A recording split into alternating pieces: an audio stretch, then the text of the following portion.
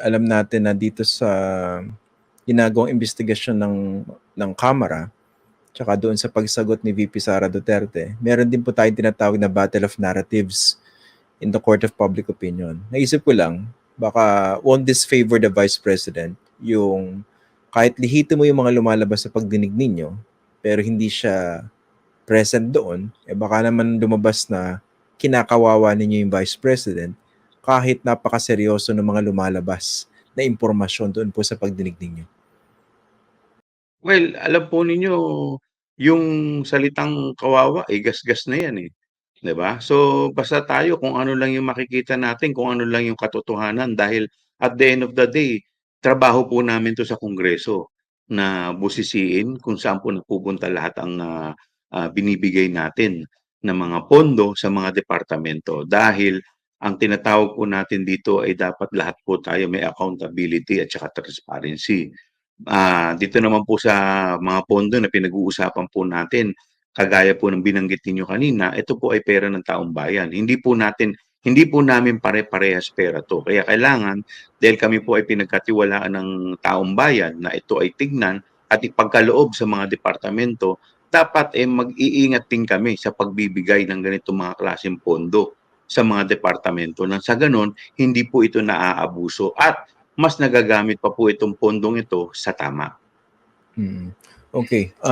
Bilang huling punto, pag-usapan natin yung hindi rin niya pagsipot doon sa plenary budget deliberations, kung saan tinapos niya na po sa parte ng Kamara yung budget. So papunta na po yun sa Senado, tama po ba? Tama po kayo.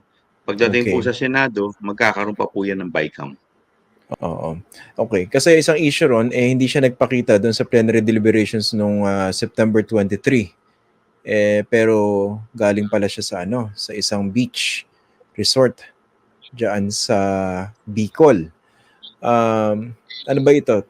Ito ba talaga yung na-establish ninyo? Hindi siya pumunta sa pagdinig pero nasa beach? Kasi ang sinasabi niya, umalis naman siya sa beach ng mga alas 6 ng umaga eh. Yung pagdinig ninyo mga alas 10 pa.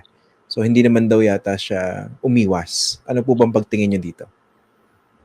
Well, whether hindi siya umiwas o umiwas siya, ang punto doon dapat nandoon siya sa budget. Dahil trabaho po yan ng pinaka-head ng department. So the fact na hindi po siya doon talaga dumating, talagang lahat po ng pagsususpecha ay talaga namang hindi mo maiiwasan. So ang pinakamaganda po talagang sagot dyan, dapat ng panahon na yun, umattend siya.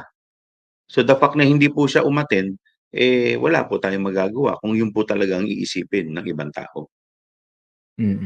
Dito, naging madali o mahirap po ba yung desisyon ng plenaryo? Ibig sabihin, lahat ng mga kongresista para aprobahan yung recommendation ng Committee on Appropriations na tapyasan yung hinihiling na budget ng Office of the Vice President. Kasi initially, sa mga kababayan natin, ang nire-request ni VP Sara, at least 2 billion pesos for next year.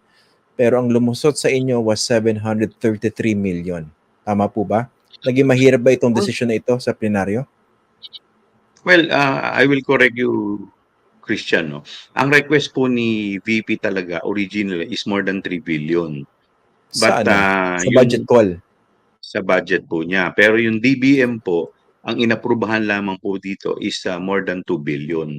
So, nung nailatag na po to sa Kongreso at doon nga po sa committee hearing, ayaw po niyang sagutin at kung ano-ano po yung mga atake, may mga personal attack pa sa mga kasama naming kongresista instead na sagutin na lamang kung saan nagamit itong pondo,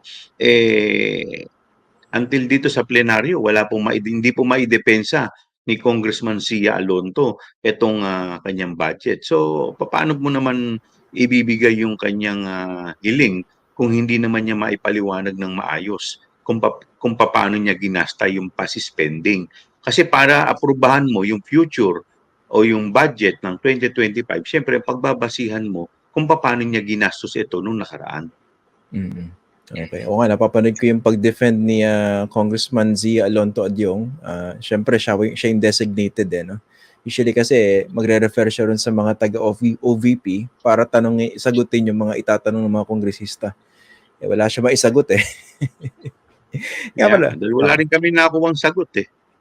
Nga, pero ang attitude niya kasi, sabi niya, Kayo na bahala. Sinabit ko na lahat ng paperwork. Kayo na bahala. Kayo na mag-decide. Ano bang basa niyo ron? Kasi ang parang spin ng kanyang mga taga-suporta ron, nagpakumbaba na nga yung VP. Binigay na sa inyo lahat. Kayo na talaga mag-decide. Pero sa isang banda, mukha naman siyang parang nanguurot, di ba? Ayan, binigay ko na sa inyo. O kayo mag-decide ngayon. Ano po bang pagtingin niyo ron? Hindi niya maidepensa. Yung kanyang budget. Yes.